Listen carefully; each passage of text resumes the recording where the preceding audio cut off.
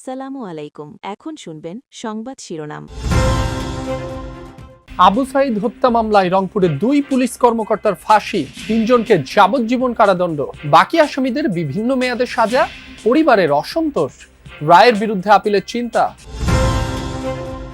শেরপুর 3 আসনে জালিয়াতির অভিযোগে নির্বাচন বয়কট করল জামায়াত। বগুড়া 6 আসনেও সরে দাঁড়ানোর ইঙ্গিত। সিইসির দাবি সুষ্ঠু ও শান্তিপূর্ণ হচ্ছে ভোট। দেশজুড়ে বেড়েই চলেছে হামের সংক্রমণ ও মৃত্যু। 5 জেলায় উপসর্গ নিয়ে আজও মারা গেল 10 শিশু। সাবধানতা ও স্বাস্থ্যবিধি মানার আহ্বান।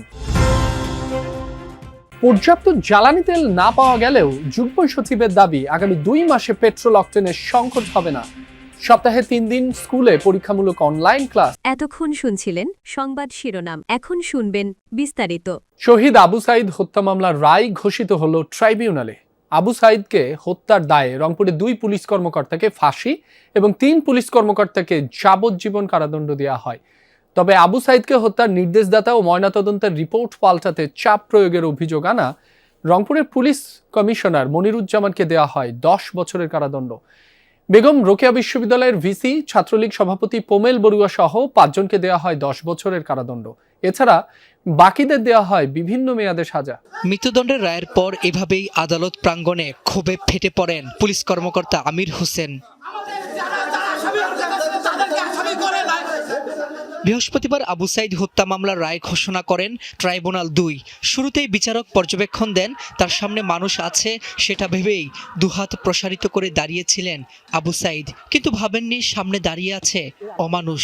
বেলা 12টার পর এজলাসে 6 আসামির উপস্থিতিতে সাজা ঘোষণা করা হয়, যা বাংলাদেশ টেলিভিশনের মাধ্যমে সরাসরি সম্প্রচার করা হয়। সংক্ষিপ্ত রায়ে আবু সাইদকে হত্যার অভিযোগ প্রমাণিত হয়। গুলি ছুড়ে হত্যার দায়ে পুলিশ কর্মকর্তা আমির হোসেন ও কনস্টেবল সুজন চন্দ্র রায়কে মৃত্যুদণ্ডের রায় শোনানো হয়। এছাড়া যাবজ্জীবন সাজা দেয়া হয় রংপুর পুলিশের সাবেক 3 কর্মকর্তা আরিফুজ্জামান, রবিউল ইসলাম নয়ন ও বিভূতিভূষণ রায়কে। তবে আবু সাইদকে হত্যায় নির্দেশদাতা ও ময়নাতদন্তের রিপোর্ট পাল্টাতে চাপ প্রয়োগের দায়ে পুলিশ কর্মকর্তা মনিরুজ্জামানকে দেয়া হয় 10 বছরের কারাদণ্ড।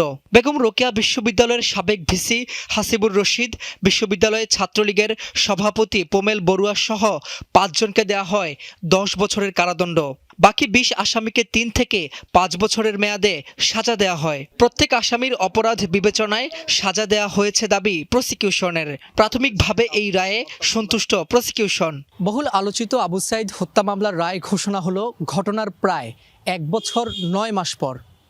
রায়ের প্রতিক্রিয়ায় আবু সাইদের পরিবার জানিয়েছেন, রায়ের পূর্ণাঙ্গ অনুলিপি প্রকাশ হওয়ার পর যাদেরকে কম সাজা দেওয়া হয়েছে সেই সাজার বিরুদ্ধে তারা আপিল করবেন। আর এরই মাধ্যমে জুলাই হত্যাকাণ্ডের 4টি মামলার নিষ্পত্তি হলো আন্তর্জাতিক অপরাধ ট্রাইব্যুনাল। শহীদ আবু সাইদ হত্যা মামলার রায়ে তীব্র অসন্তোষ প্রকাশ করেছেন তার বাবা মা, স্বজন ও সহপাঠীরা। জানান, সন্তানের হত্যাযজ্ঞে জড়িত সবার ফাঁসি হওয়া উচিত ছিল। আইনজীবী এবং রাষ্ট্রপক্ষের সাথে আলাপ করে রায়ের বিরুদ্ধে আপিল করা হবে বলেও জানিয়েছেন তারা। রংপুর পীরগঞ্জের বাবুনপুর গ্রাম সকাল থেকেই রায়ের জন্য অপেক্ষায় জুলাই বিপ্লবের প্রথম শহীদ আবু সাইদের বাবা মা ও পরিবার। বৃহস্পতিবার দুপুরে যখন রায় ঘোষণা করা হয়, তখন অসন্তুষ্ট চিত্তে সন্তানের কবরের পাশে যান আবু সাইদের বাবা মা।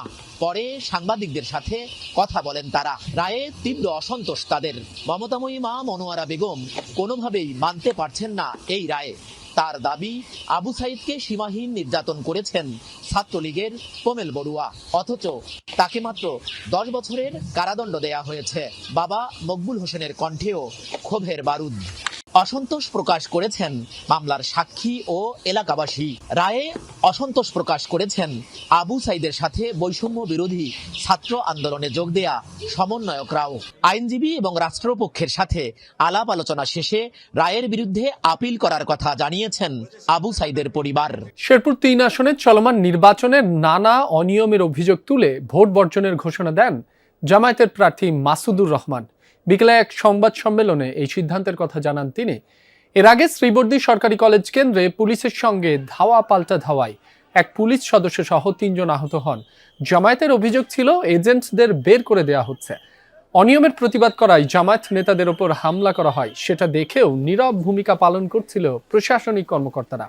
নির্বাচিত সরকারের আমলের প্রথম নির্বাচনেই যদি এমন চিত্র হয়, তাহলে স্থানীয় নির্বাচনে কিভাবে হবে এমন প্রশ্ন করেন তিনি। শেরপুর 3 আসনে বিকাল 4:30টায় শেষ হবে ভোট গ্রহণ। 12 ফেব্রুয়ারি জাতীয় নির্বাচনের আগে জামায়াত প্রার্থী নুরুজ্জামান বাদলের মৃত্যুতে এই আসনে নির্বাচন স্থগিত করা হয়েছিল। জেলার শ্রীবর্দী উপজেলায় আছেন সহকর্মী আল আমিন হক অহন। থমথমে পরিস্থিতি, বিশেষ করে আমি যেখানে দাঁড়িয়ে রয়েছি জামায়াতে ইসলামের অফিসের সামনে, এবং নেতাকর্মীরা মন খারাপ করে এদিক সেদিক আছেন, এবং অভিযোগ যেগুলো, অনেক অভিযোগ, জাল ভোটের অভিযোগ আছে, কেন্দ্র থেকে তাদের এজেন্টকে বের করে দেওয়ার অভিযোগ আছে। আমি থমথমে পরিস্থিতির কথা বলছিলাম, এই সড়কটিও দেখাতে চাই। এর পাশেই যে শ্রীবর্দী সরকারি কলেজ, 3:30টারও আগে সেখানেও একটি ঘটনা ঘটেছে। ধাওয়া পাল্টা ধাওয়া হয়েছে সদস্যদের সঙ্গে। একজন পুলিশ সদস্য আহত হয়েছেন, মাথায় আঘাত পেয়েছেন, এছাড়া আরও 2 জন আহত হয়েছে। সারাদিন যতটা ভালো চলেছিল, দিন শেষে এখানকার যে নির্বাচন, সেই নির্বাচন বিচ্ছিন্ন যে ঘটনাগুলো, সেই ঘটনায় খুব একটা ভালো হলো না, এমনটি অনেক ভোটারই বলছেন। এবং দুপুর পর্যন্ত প্রায় 38% ভোট কাস্টিং পড়েছে, এমনটি জানানো হয়েছিল। এখনো তো ভোটের সময় আধা ঘন্টারও কম, 20 মিনিটের মতো বাকি আছে। এই সময়ের পর হয়তো টোটাল ভোট কেমন পড়লো সেটি জানা যাবে। এবং জামায়াতের যে প্রার্থী আছেন তিনি বলছিলেন আগে থেকেই ভোটার স্লিপে সিগনেচার দিয়ে রাখা, স্বাক্ষর দিয়ে রাখা, এবং একই সঙ্গে ব্যালট পেপারগুলো বিচ্ছিন্ন করে রাখা, নানান অভিযোগ আছে। এবং তিনি সরাসরি সেগুলো তো দেখেছেন। তিনি বলেছেন জাল ভোট, বিএনপির প্রার্থীর পক্ষে বিএনপির কর্মীরা অনেকেই 4 থেকে 10টি পর্যন্ত একজন ব্যক্তি ভোট দিয়েছেন, এমন অভিযোগ তার, এবং সেই অভিযোগ তুলেই তিনি এই নির্বাচন থেকে সরে দাঁড়ান। অহন, আপনাকে ধন্যবাদ। এদিকে বগুড়া 6 আসনের উপনির্বাচনের ভোট গ্রহণও বিকাল 4:30টায় শেষ হবে। সকাল থেকেই ভোটার উপস্থিতি আশানুরূপ ছিল না, তবে ঝুঁকিপূর্ণ কেন্দ্রগুলোতে ছিল বাড়তি নিরাপত্তা। প্রধানমন্ত্রী তারেক রহমানের ছেড়ে দেয়া এই আসনে বিএনপি মনোনীত রেজাউল করিম বাদশা, জামায়াতে ইসলামী মনোনীত আবিদুর রহমান সোহেল এবং বাংলাদেশ ডেভেলপমেন্ট পার্টির আল আমিন তালুকদার প্রতিদ্বন্দ্বিতা করছেন। ভোটার 4.5 লাখের বেশি, পাশাপাশি পোস্টাল ব্যালটের ভোটার রয়েছেন 3,736 জন। বগুড়া 6 ও শেরপুর 3 আসনের উপনির্বাচন এখন পর্যন্ত সুষ্ঠু ও শান্তিপূর্ণ হচ্ছে, এমনটা জানিয়েছেন প্রধান নির্বাচন কমিশনার AMM নাসির উদ্দিন। নির্বাচন ভবনে সাংবাদিকদের ব্রিফিংয়ে কথা বলেন তিনি। জানান, স্থানীয় সরকার নির্বাচন নিয়ে সরকারের সাথে বসবে কমিশন, এ নিয়ে তার আরও আলোচনা দরকার। আইনের পরিবর্তন হবে কি না এ নিয়ে অপেক্ষায় ইসি। সংবিধান সংস্কার পরিষদের সদস্যদের শপথ